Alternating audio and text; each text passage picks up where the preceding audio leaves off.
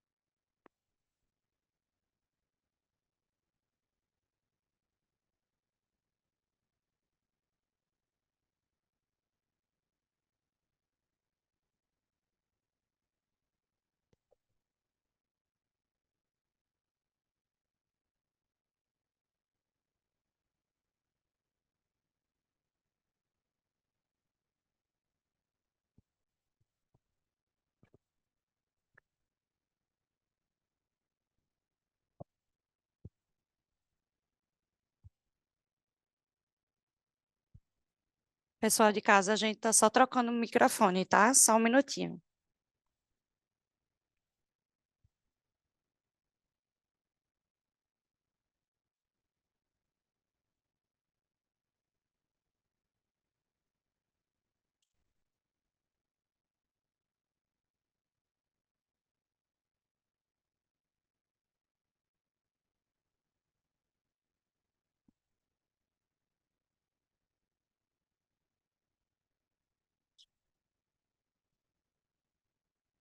Alô, alô, alô.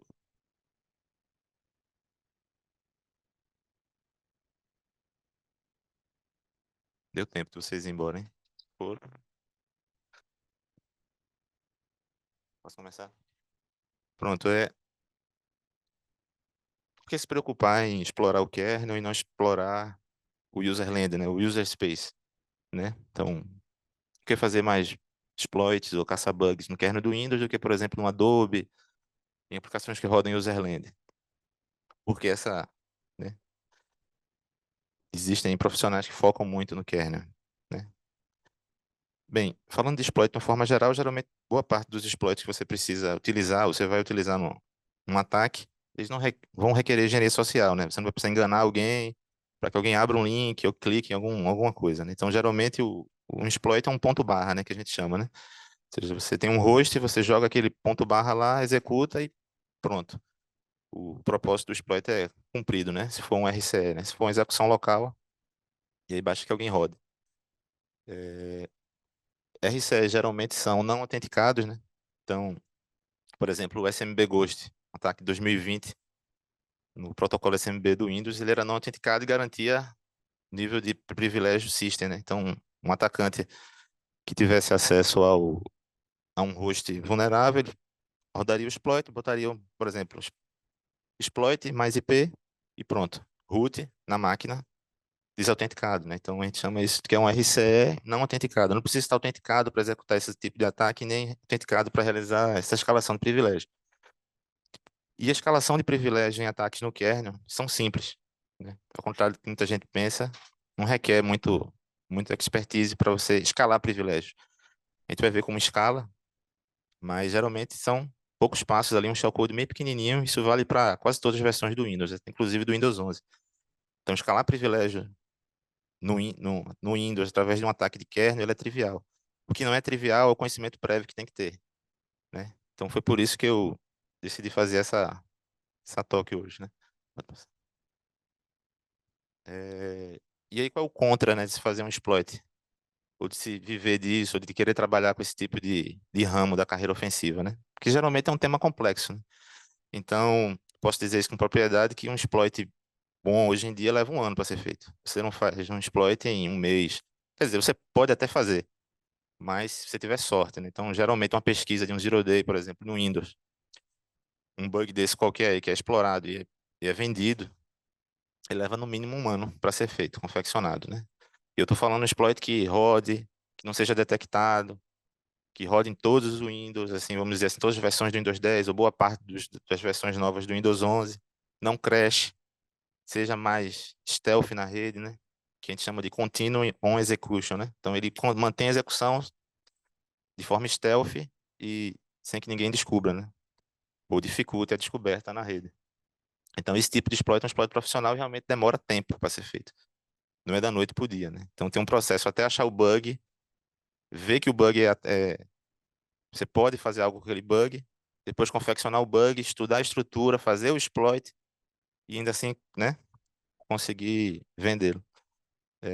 Precisa de low-level skills, né? Então isso aí você precisa saber de toda a arquitetura, principalmente onde você está codando o exploit, qual sistema operacional e qual processador você está fazendo, né? Então pode ter algumas diferenças, está fazendo no Intel, no AMD, ou em algum no ARM, por exemplo.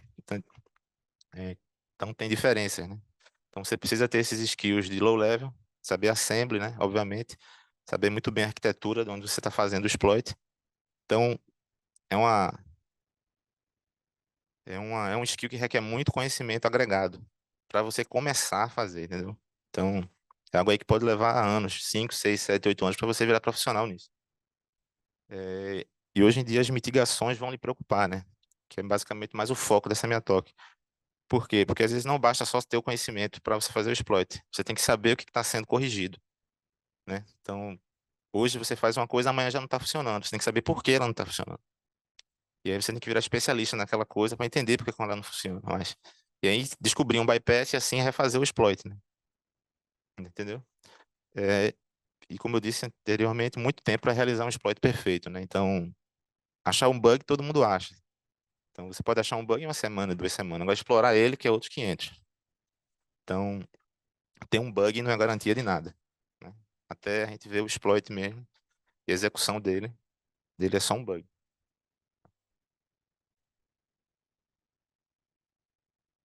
É, esse slide aqui ficou meio deslocado aí na linha do tempo do- da talk, mas basicamente aqui o que eu quero mostrar é a diferença do user mode para o kernel mode no Windows, né? Então, no user mode a gente tem a camada de aplicação, a gente tem os processos do sistema, a gente tem alguns serviços, né? A gente pode ver ali, e temos os subsystem DLLs, né? Que são as DLLs que se comunicam com a NT DLL, ou seja, a NT é o native DLL. Então, é um wrapper para o kernel, né? Então, quando a gente quer chamar, por exemplo, uma função do Windows, uma API do Windows, create file, ele vai chamar NT create file, que a NT vai fazer uma syscall para o kernel, tá certo? E aí no kernel é onde roda a parte crítica, o core de um sistema operacional, é o kernel, né? Para quem não sabe. E no kernel do Windows ele é dividido em aplicações, em APIs não gráficas e gráficas. Como assim? A 132 cassis ali, que está ali destacada do canto esquerdo, ela é responsável por toda a parte gráfica, né? Então, APIs de janela, botões, sons, essas coisas, tá tudo ali. O restante tá que a gente chama de 132, né? APIs do 132. Então, temos aqui o kernel, os device drivers, né? O rol, né? Que é a camada de abstração, que é outro conjunto de funções que se comunica com o hardware. E embaixo disso tudo tá aí o hypervisor, né? Da Microsoft, né? O Hyper-V, né? Que é a virtualização do Windows.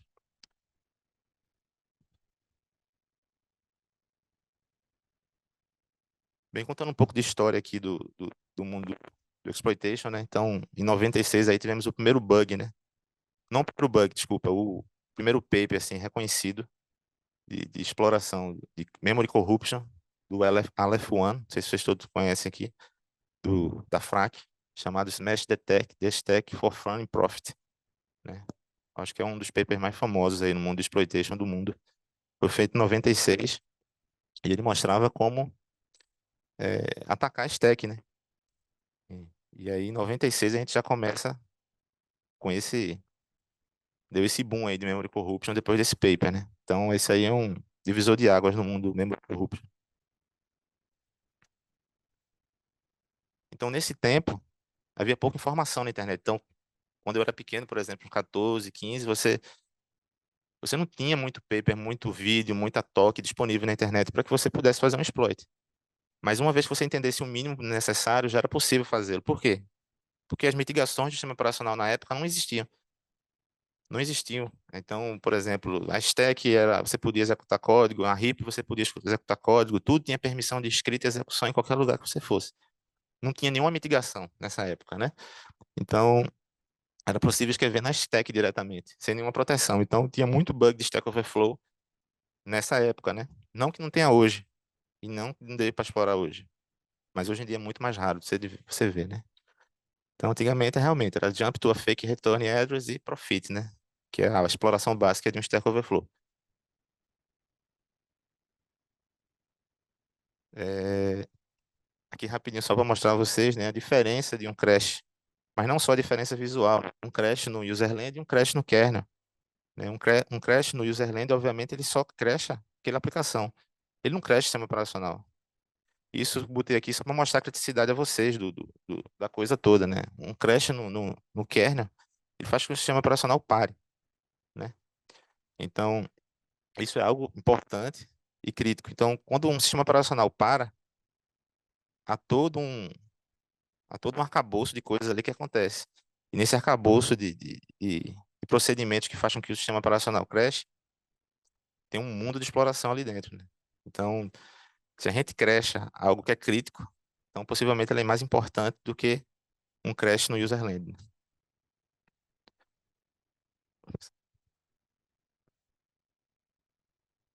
E aqui a gente começou a ter, na história, certas classes de bugs comuns em Memory Corruption, né? No mundo do exploitation. Então, tivemos aqui o Buffer Overflow, né? Que foi um dos mais conhecidos. Ainda existe, né? Claro. E que é a capacidade de escrever além dos limites de um buffer, né? Então, se a gente escreve determina o tamanho de um buffer, a gente consegue escrever além daquele tamanho, isso caracteriza um buffer overflow, né? Um use after free caracteriza o uso de uma alocação na memória dinâmica, né? A gente chama heap no Windows, depois de um free. Então, se a gente dá um free numa memória e usa essa memória de novo, a depender de como a gente fez a manipulação da memória dinâmica, a gente consegue usar de novo ou fazer com que em algum outro momento do código esse esse free cause uma execução, né? É difícil de explicar, é mais fácil mostrar um use FT free, mas basicamente é isso que eu escrevi, a habilidade de manipular uma heap ou pool, né? Porque a memória dinâmica no kernel é chamada de pool, né? Os chunks são chamados de pool, e no userland é chamado de heap, mas é a mesma coisa. Após um free ocorrer em determinado chunk, né? Então, após um free ocorrer, a aplicação vai usar novamente um chunk. E aí, depender de como eu escrevi na heap ou na pool, eu posso trigar meu código ou não, né? Então, é use after free. O out of bounds, né? Que é ler além dos limites, né? Então, esse cara pode caracterizar uma leitura de código, né? Um vazamento de memória. A gente vai ver por que é importante um bug do tipo out of bounds, onde eu consigo ler além da memória, né? Então, para quem já começou a programar em C aí no início da carreira acadêmica, aí, quando você dá um scanf, um printf, sem botar a diretiva correta de leitura da variável, ele às vezes pode imprimir um valor hexadecimal, né? Quem nunca esqueceu de botar o i comercial e não botou o i comercial? E aí ele printa um valor em hexa. Aquele é o valor onde a variável está armazenada. Isso não caracteriza um leak de memória no seu código, mas se alguém conseguir manipular isso, ou com 1% P, ou com 1% X, ele consegue ler o que está na memória naquela variável. Isso para um ataque, né, é importante. A gente ter um endereço válido na memória. Isso tem a ver com a randomização dos endereços. A gente vai ver que isso é importante. E algo mais feito hoje em dia, né, é write what where, né, que é a possibilidade de escrever em qualquer lugar o que você quiser em qualquer lugar. Então, uma poderosa primitiva aí para quem quer explorar o kernel é ter esse tipo de bug na mão, né? Você tem a capacidade de escrever o que quer, onde quer, tá certo? É, e aí, depois do bug lá, depois da grande exploração do Stack Overflow, foi criado, né? A Microsoft implementou, isso já existia no Linux também, é o DEP, né?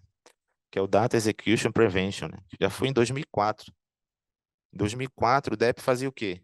Antigamente se preenchia a stack com valores, minha aplicação dava um pulo para a stack e eu executava código que estava lá, sem nenhum problema. Com a criação do DEP, ele marcou essas áreas como não executável, né? Então eu não conseguia mais executar código. Eu podia escrever na stack, mas não podia executar, né? E isso foi feito a nível de software, né? O DEP é a nível de software.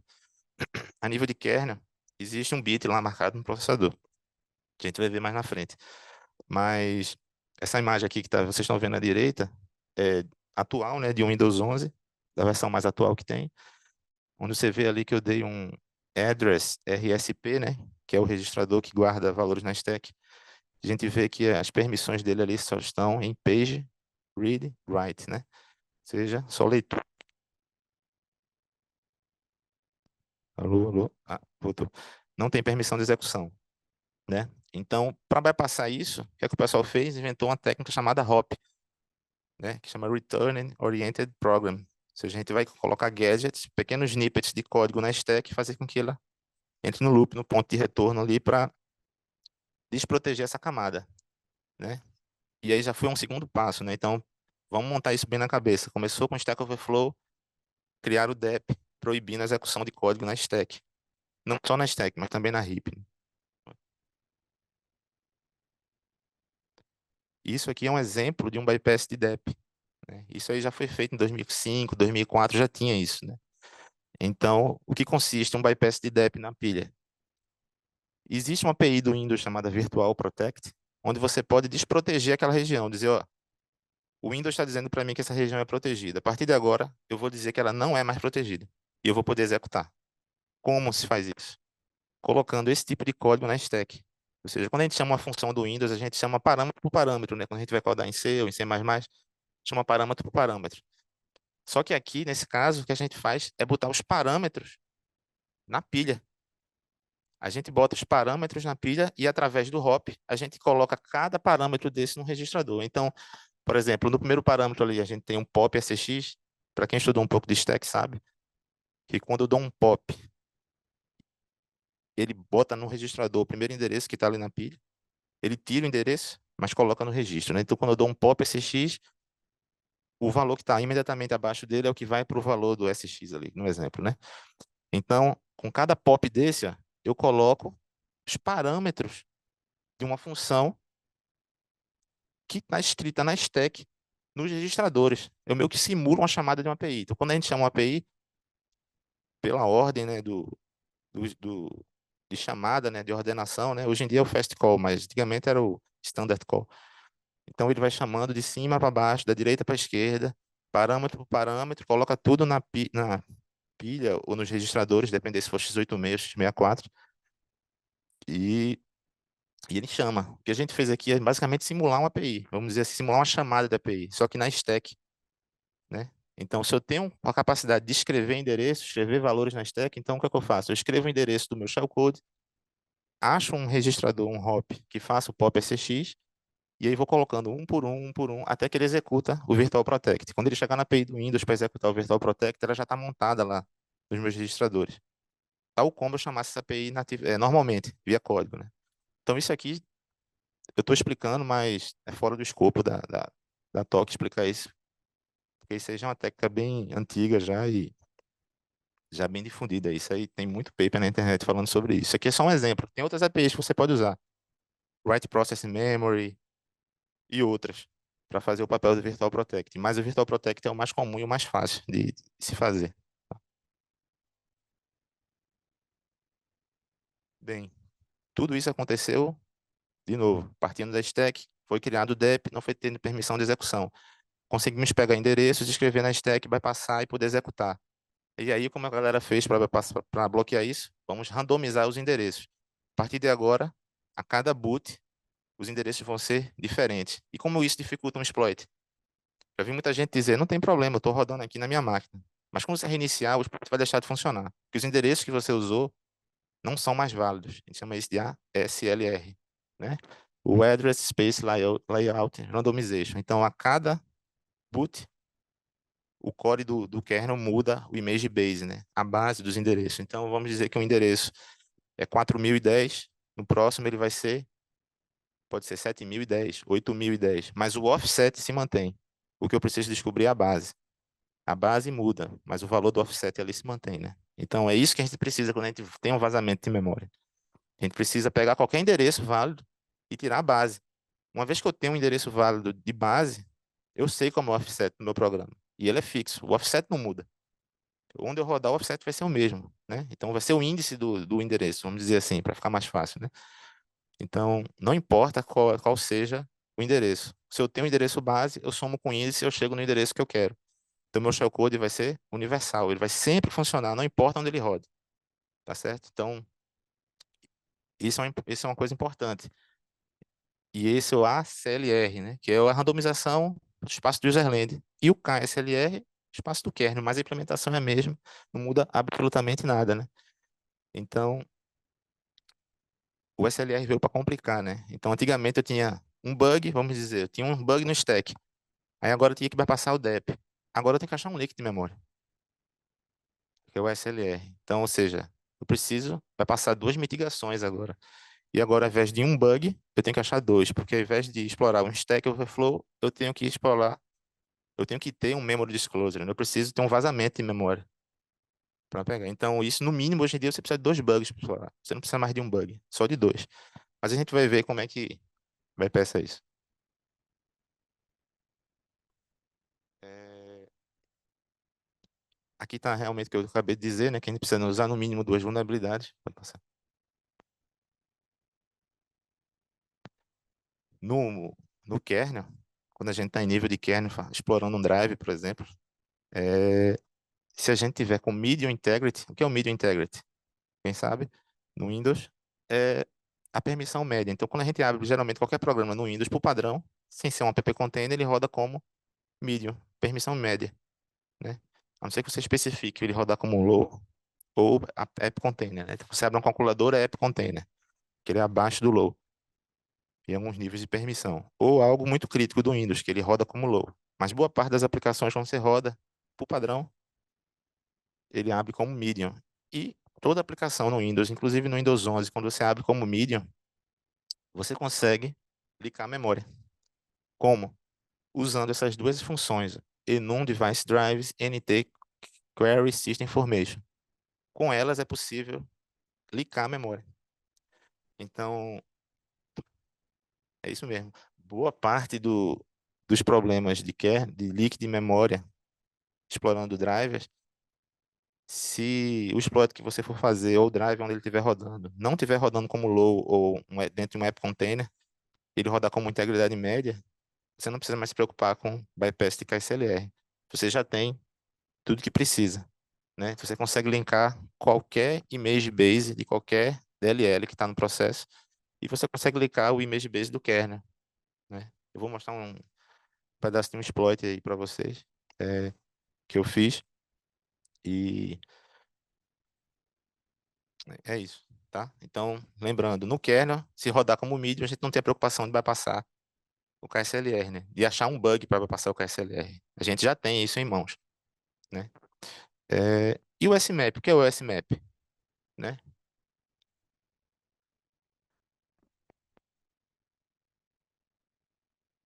Que é a execução de código. Tem a execução de código, mas só que isso é a nível de processador, é no kernel, né? Então, tal como o DEP, o DEP foi criado para impedir a execução. Então, você tem uma página lá dizendo não executa, ele não vai executar. Muita gente, não sei se você já ouviu falar, existe SMAP e SMAP, né? No Linux tem SMAP e SMAP. Não tem SMAP no Windows, né? Tem muita gente que diz, mas não tem SMAP no Windows. Já tentaram implementar, mas a Microsoft tem outras features que garantem que o SMAP vai haver uma similaridade com o SMAP, né? Não vai proibir o acesso, né? Ao contrário da execução, né? Então, em muitos anos anteriores, você tinha que executar aqui o bit 20, né? O registro CR4 para desabilitar o SMAP, né? Mas só que criaram uma mitigação chamada kernel patch guard, que aí dá um crash no Windows se você alterar esse bit. Então, se você altera o bit 20 do CR4, o SMAP não funciona mais, né? Então, no Windows 7, Windows antigos funciona. Então, esse é o perigo de ler papers antigos. Você lê um paper antigo, estuda, se prepara. Quando você vai fazer na vida real, não funciona. Por quê? Já houve uma mitigação para ela. Aqui são os modelos, né? Que suportam SMAP. Vai passar. É, um outro slide aqui deslocado, mas isso aqui é para mostrar a vocês os rings, né? Os níveis de privilégio, né? Então, muita gente estuda os rings 2, 3, 1, 0. Então, quando vai se ler um manual do processador, por exemplo, o manual da Intel, da AMD, coisa que eu recomendo que vocês leiam ele todo, é, ele cita níveis de privilégio para cada ring desse, né? Mas, hoje em dia, na verdade, só funciona dois, é o 3 e o 0. O 2 e 1 foram integrados ao 0. Então, não adianta estudar ring 2, ring 1 nas suas propriedades, nos seus conjuntos lá. Você vai ler um manual da Intel, tem muita regra para o ring 2 e 1, mas na verdade só existe esses dois funcionais, tá? E aqui eu mostro, né, para vocês como é que era o comando que você tinha que dar no shellcode para mudar o bit 20, né, no registrador CR4. Então a gente dava um move desse bitmesh aqui FFE, FFFF, movia o RAX para CR4, retorno. Aí vai passava o bit 20, que era o SMMap. Então para aquele o conjunto todo do processo, o SMAP era desligado. Mas isso não funciona mais por causa do patch guard, tá? É, E o que foi que aconteceu hoje em dia? Como é que as pessoas conseguiram bypassar o SMAP se o SR4 não estava funcionando? Então, na paginação do Windows, do Windows não, desculpa, do processador, a paginação é basicamente o seguinte: a capacidade de transformar endereço virtual em físico, né? Então, foi criada a segmentação, onde não existia memória virtual nesse tempo, né? A partir do processador 386, lá em 82, eu acho, se não me engano. E a partir desse processador foi criada a memória virtual. E para isso criou a paginação. Então ele pega o endereço virtual e transforma em memória física na memória RAM.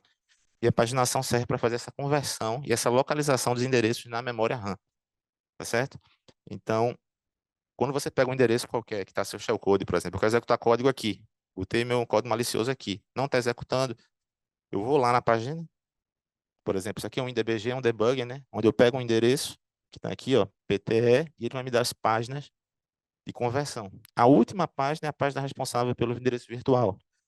E a gente vê lá, ó, que tem PTE e tem aquele contains ali, tá vendo? Aquele é um bitmask.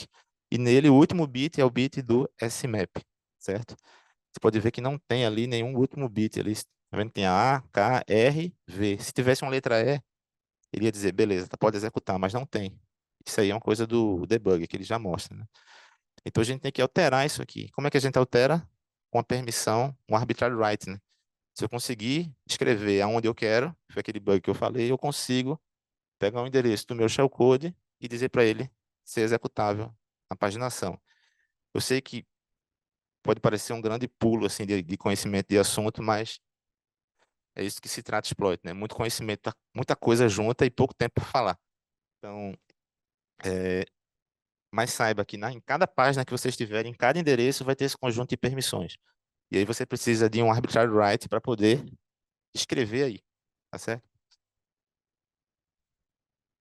E aqui é o bitmap de um endereço, né, que eu disse a vocês, de um endereço qualquer, né? Então aqui ali está o endereço da page table, né, da PTE, né? Então no Windows quando a gente trabalha normalmente são 4 tipos de paginação, PML4, PDTE, PPE e PTE, né? E o último bit é o no execute, que é o NX, né? Não sei se vocês já ouviram falar no bit NX. Tem no Linux e tal, que é tipo, é o DEP, né?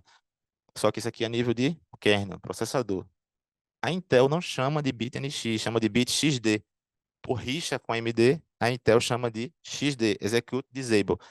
E o mundo chama de No Executable, né? Então, quando você for pesquisar, estudar, no Intel não vai ter NX, nem vai ter nada de DEP, vai ter XD, tá? Para você não ficar louco, feito eu fiquei sem saber onde é que estava, mas na verdade era o bit XD. E aqui é só uma introdução ao Page, né? Então, aquilo que eu disse, né? Então, hoje em dia, todas as arquiteturas de 64 bits não usam 64 bits. Para quem pensa que usa, não usa. Usa só 48 bits. Então, os endereços vão até 48 bits. Os outros bits do 48, do 49, né? Até o 64 aqui, porque começa do zero, ele só serve para dizer se o endereço está no kernel ou não. A gente chama isso de endereço canônico, né? Se tiver FFFFF e outro endereço junto, é kernel. Se tiver 000 7FF para baixo, é userland, né? Então, esse último sinal aqui, ele serve para dizer se é kernel ou não, tá certo? E dali para frente, cada 9 bytes, cada 9 bits são convertidos no índice para cada tabela dessa, né? E no final, vai para a memória RAM. Pode passar. Não. E aí, o que acontece? Na última paginação, no último endereço, né, o PTE, o Page Table Entry, né, ele tem esse bitmask aqui. Então, tem duas coisas importantes. O último bit, que é o bit que desabilita o smap, e o segundo bit, que diz se o código está vindo do userland ou do kernelland. Então, tem mitigação hoje no Hyper-V que ele bloqueia, diz, ó, você está executando do kernel o código do user. Vou bloquear. Então, você pode alterar tanto aquele bit ali para dizer esse código é kernel, pode executar, e desabilitar esse aqui, dizer, ao invés de você crashar, você também vai poder ter poder de executar, né? Tá acabando o tempo, tem um bocado de coisa ainda. E como é que a gente explora as page table hoje em dia, né? Você pergunta, como é que eu sei o endereço de uma page table? Se eu tenho um arbitrary write ou um arbitrary read, né? O Windows ele tem uma função chamada me-get-pt-address, né? Onde ele gera aleatoriamente essa base que está aqui, ó, destacada, FFE000. Então, a cada boot, esse endereço muda. Antigamente, não, esse endereço era fixo, até 2012, 2014. As paginações não eram randomizadas, né? Então, antigamente era só pegar um endereço fixo, né, e fazer essa conta. né? Fazer um deslocamento 9 bits para a direita, fazer um AND com 7FFF8 e somar o shellcode mais o endereço da PTE base. E isso daí é aquele endereço. E com aquele endereço a gente altera o bit do SMAP. Hoje em dia não, hoje em dia é randomizado. O que é que a gente tem que fazer? A gente tem que ter um arbitrary read. Ao invés de ter uma primitiva de escrita, a gente tem uma primitiva de leitura, que a gente tem que ter a capacidade de ler esse endereço através do nosso bug, ter a possibilidade de ler esse endereço para poder dar o leak daquele endereço ali. E aí fazer toda essa conta no nosso exploit para poder pegar o endereço do nosso shellcode. Então, se eu sei onde o meu shellcode está, eu ligo esse endereço, somo com o endereço do meu shellcode, né, faço essa conta e acho justamente qual é a page table entry dele. Eu sei que isso não vai ficar na cabeça de vocês de primeira. Isso aqui é só para vocês saberem o que existe e o que buscar. É mais o propósito disso. Porque eu sei que ninguém decora isso, nem aprende isso na plenitude, olhando na primeira vez. Tá certo? É, Então é possível utilizar essa função para fazer isso.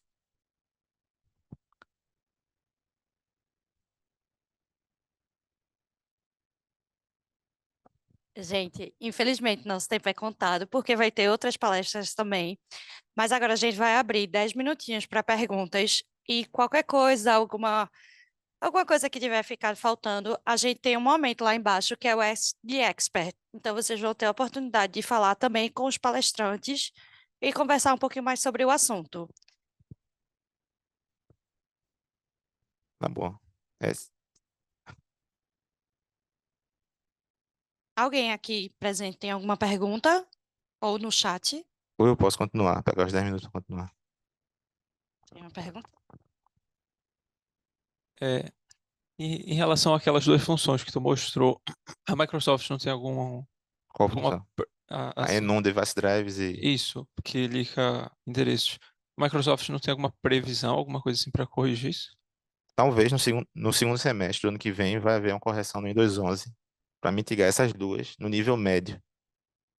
Então, se rodar no nível médio, ainda está funcionando. No low, já não funciona mais, tá certo? Mas talvez no segundo semestre do ano que vem, a Microsoft corrija esse bug do leak de memória com a permissão média, né, Saquei. de integração. Achei curioso o que eles deixaram até agora, assim. Eles deixaram porque eles, na cabeça deles, se for um código executando com integridade média, não precisaria se preocupar com esse tipo de enumeração, né?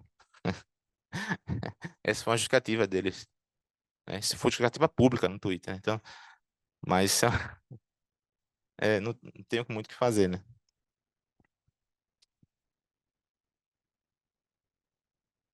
Pode ler a pergunta. Para a detecção de exploração em kernel, se utiliza abordagens de inteligência artificial e machine learning?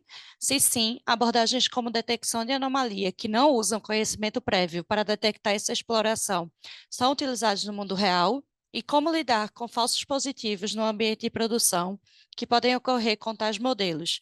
Por fim, caso tais abordagens não sejam utilizadas, qual seria o motivo?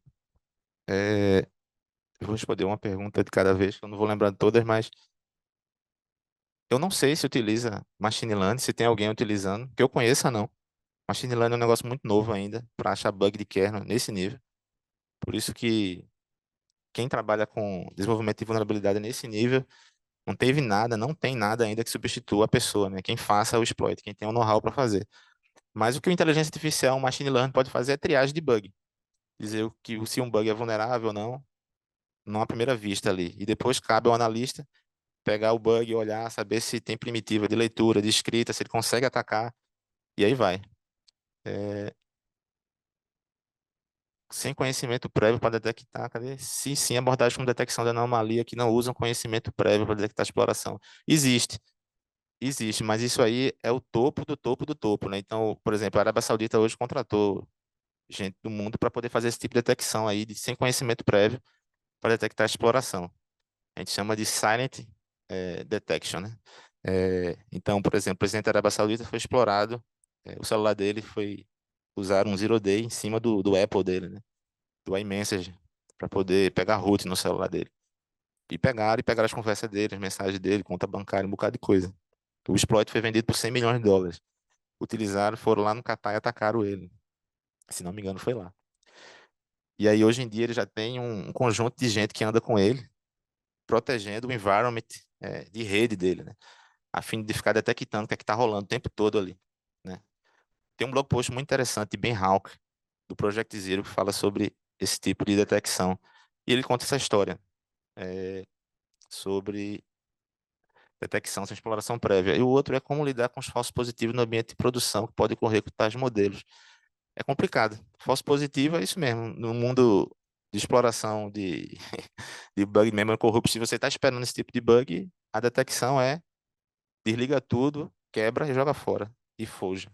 E saia. Que é o que acontece, né?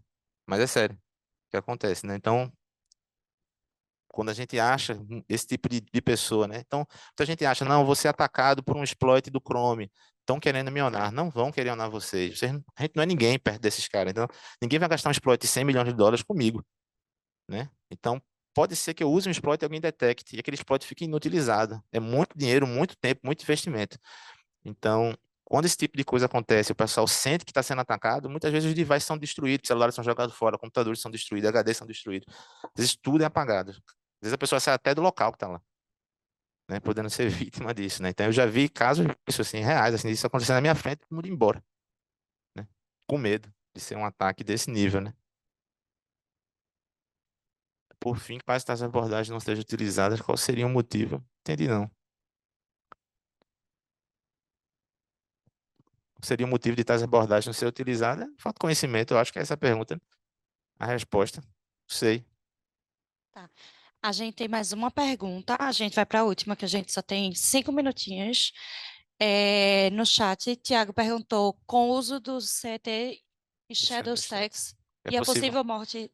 de hop change, qual seria a abordagem de exploração? Me chamou de mestre, talvez me conhece, né? Eu não sei quem é Thiago Peixoto, mas é, podia subir ali. pro-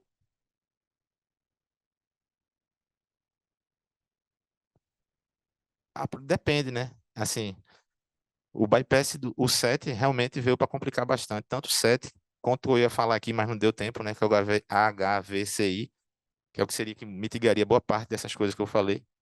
Mas eu falei para vocês tudo que eu queria falar, assim, na totalidade, né? Eu ia fazer uma POC, uma demonstração mostrar um exploit real que eu fiz. Ele rodando aqui, a gente virando system. Infelizmente não deu tempo, mas realmente o 7 ele tem um conjunto de broncas, né? Então ele mitiga bugs no kernel, mitiga bugs na heap, mitiga redes no pool. Ele faz o que chama de shadow stack, né? Ele faz um clone de um stack, né? E proíbe que você altere valores lá. É, disseram que o Hopchain vai morrer. Eu não acredito que vai morrer imediatamente, Thiago. Tem jeito de fazer ainda. E qual seria a próxima abordagem de exploração? Bem, essa é a pergunta. Qual seria a próxima abordagem de exploração? Hoje em dia ainda dá para explorar do jeito que eu falei aqui, né? Explorando as page tables, vai passando o KSLR com primitivas, né? As primitivas não morreram. Nenhuma primitiva morreu. O mundo de exploração só vai acabar quando a Microsoft ou qualquer outra empresa chama operacional matar as primitivas. Quando tiver primitiva, eu acho que ainda tem jeito de explorar. É, por exemplo, o Amir Samar, né? Que é um cara de Israel. No início do ano ele fez um bypass do HV. Então, você vê que não morreu tudo assim, né? Então, tem muito bug ainda e o 7 Shadow Stack é só para complicar. Não é para mitigar tudo, não. Não é bala de prata. E a próxima abordagem é continuar fazendo isso aí que eu mostrei, né? Tentando passar o que já existe. O que não existe, a gente não se preocupa ainda não. O que não foi direito. Tem uma outra. Alguém aqui tem mais alguma pergunta? Faz a POC para o canal da Tempest no YouTube. Quem quiser, eu posso mostrar aqui na sala, como ela disse aqui no Ask the Expert, né? Eu mostro tudo, termino o slide para quem quiser e mostro mais coisa, né? Tem muito mais coisa para falar. Fala a verdade, isso aqui é nada, né? Os- o- Eu podia passar a tarde aqui falando com vocês até chegar no término dos tópicos, ainda sendo superficial, né? Eu achei que ia dar, fiz poucos slides, tirei metade, Mas, mas ainda não deu tempo. Mas tudo bem. mas se tiver alguma consideração final, a gente consegue mais. 10 minutinhos, rapidinho, no máximo, estourando para fechar alguma coisa. Tá certo. Então, lembrando, né, uma coisa mais importante de todas que vocês têm que ter na cabeça é a sucessão das classes de mitigações de vulnerabilidades. Então, quando a gente começou com o stack, teve o DEP. Então, para quem quer trabalhar com isso, lembra, eu tenho que estudar bypass de DEP, estudar arquitetura de computação. Certo, bypassou o DEP, como é que eu bypasso a SLE, randomização? Lembrou desses dois? Lembrei. Como é que eu sei paginação? Como é que eu vou estudar as páginas? Page Table, PDTE, PDTE, Lerge Page. Estudar o manual da Intel. Depois que eu estudo o manual da Intel, eu vou estudar explorações de Page Table, né? Depois que eu estudo essas explorações, como é que eu consigo explorar agora? Como é que eu viro o system? Alô, alô. Estudar payloads de roubo de token, né? Que eu ia mostrar aqui para vocês. E aí, basicamente é isso. Depois disso, já são as mitigações mais novas, né? Que é o VBS e o HVCI, né? Que é o Memory Container, né? Mas isso aí não funciona em todas as aplicações, não funciona em todos os softwares, não funciona nem em todos os hardwares, né? As mitigações mais novas. Então é um negócio que está novo aí, mas que daqui a 2, 3, 4 anos vai ficar aí, talvez de forma geral. Mas o que a gente tem que saber, principalmente hoje, é as principais classes de mitigações, né? DEP, CMAP, Page Table Randomization, tá certo? É, buscar endereços estáticos para botar seu payload. E isso, não tem muito o que fazer não, em relação a mitigações no kernel do Windows, né? É, pode. Então isso aqui foi um CVE que eu fiz um exploit, né? O CVE 2021 21551. Tem outras pessoas que fizeram também, que basicamente é um drive da Dell, onde você consegue fazer escrever um comando para ele, um I/O control, né? E aí você consegue ter primitivas, né? Essa aqui é o payload que eu fiz para token stealer, né? É um payload que roda em qualquer Windows, do Windows 10 para cima. Basicamente o que ele faz? Ele busca na memória o processo system.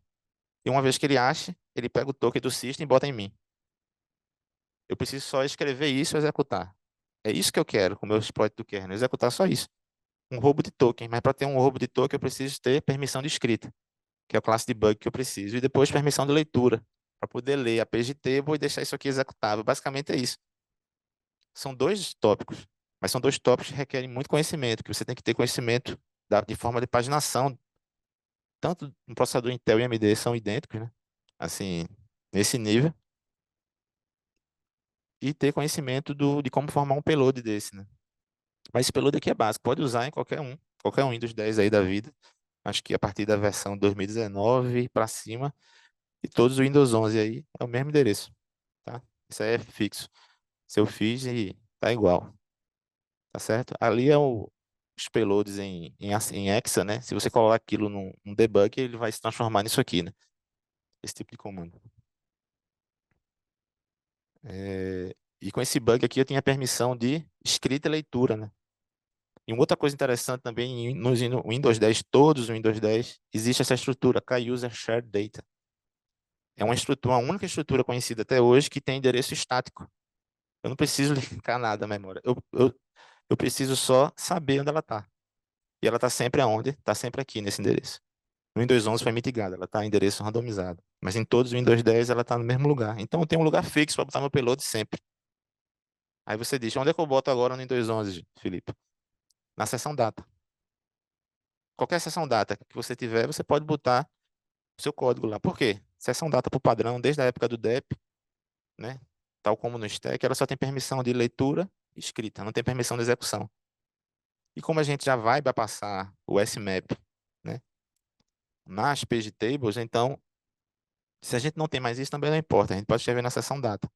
Se a gente tiver uma primitiva de leitura escrita, né? Então, mas no Windows 10 não, ó. Eu tenho esse endereço, essa estrutura aqui, que ele guarda tempo, umas coisinhas do kernel. Mas se a gente ele tem um espaço, um code cave muito grande, né? Então, se a gente, a partir, eu acho que do 100 aqui, ou 200, ele já tem espaço vazio para você escrever.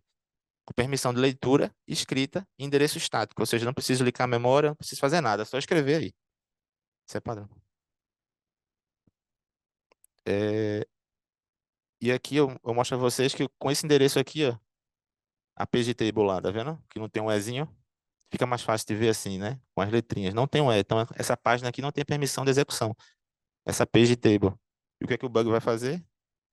Pegar essa page table, usar um MPI get PT address, achar qual é o endereço, substituir, botar o payload, deixar a execução, executar o código e virar system. É o que a gente quer, tá certo? É, Então, o que aconteceu aqui, ó, vocês podem ver que depois da exploração, eu, eu alterei o payload, virou letra E ali, ó. Agora tem permissão de execução. Eu botei o payload aqui no endereço 800, né? Então, o payload já está aqui no user shared data, tal como a gente quis. E usei um arbitrary read para ler aquele endereço base lá, ó, do PTE. Queria poder mostrar isso a vocês ao vivo. A VM já está aberta aqui, mas vai demorar mais ainda do que demorou. É, e kernel primitivos, né? Kernel primitivos está aí para todo lado. Muita gente disse que as kernel primitivos iam morrer em 2014. 2014 disseram que ia morrer as primitivas. A gente está em 2023, as primitivas estão aí. Não morreram as primitivas. As primitivas é inerente. A Microsoft não tem o que fazer com as primitivas. Se eu puder escrever e ler em qualquer lugar, eu vou escrever e ler em qualquer lugar. Ela não tem como impedir isso. E aí essa é a demonstração, pode passar. E aqui a virtualização, né? O VBS começou em 2019, né? Na versão, para quem não sabe a forma de escrita das versões do Windows, esse 19 diz um ano e aqui diz o semestre, né? Então aqui é 19, primeiro semestre. Antigamente era 2004, 2003, ou seja, a versão 2004 é ano 20, mês abril. Agora não. Agora é 19 e só diz o semestre. Por que que eu estou dizendo isso? Porque quem vai fazer exploit precisa saber exatamente qual a versão específica que ele está trabalhando. Então, se alguém me diz, ó, faz um bug para mim aí dessa versão, só roda nesse Windows, eu preciso saber exatamente onde é que ela está, qual é a versão dela e poder baixar aquele patch, né? É, e o VBS ele funciona por trás, junto com o Hyper-V, né, com o HVCI. E ele mitiga tudo isso. As page tables, eu não consigo mais alterar para execução, eu não consigo mais vai passar nada. Então realmente fica complicado, mas não funciona em todo o hardware e não funciona em toda aplicação. E às vezes, mesmo que você ative, ele continua sem funcionar. Então já vi casos de a gente ter software ativado, máquina o Windows está com isso ativado, também não funcionou, do mesmo jeito. Aqui é um modelo, né, de configuração do VTL, né? VTL basicamente é o seguinte, sendo curto e grosso, no VTL 0 a gente tem o kernel, como a gente conhece, com todas as vulnerabilidades que a gente conhece, ou com as poucas mitigações, e no VTL 1 está a forma mitigada, né, do que a gente chama de Security Mode, né? Então, no Security Mode, se eu tentar alterar uma page table, ele já não deixa, entendeu? Se eu tentar executar um código no userland no kernel, ele também já não deixa. Por quê? O Security Mode impede isso. Cara, eu queria mostrar todo o modelo do VTL para você, mas também não vai dar tempo. Mas basicamente você tem que saber isso, né? O VTL 0 é o modo normal, o VTL 1 é o modo seguro. Então, se os dois estiver ativo, o VTL tem permissão sobre ele, tá certo? Pode passar.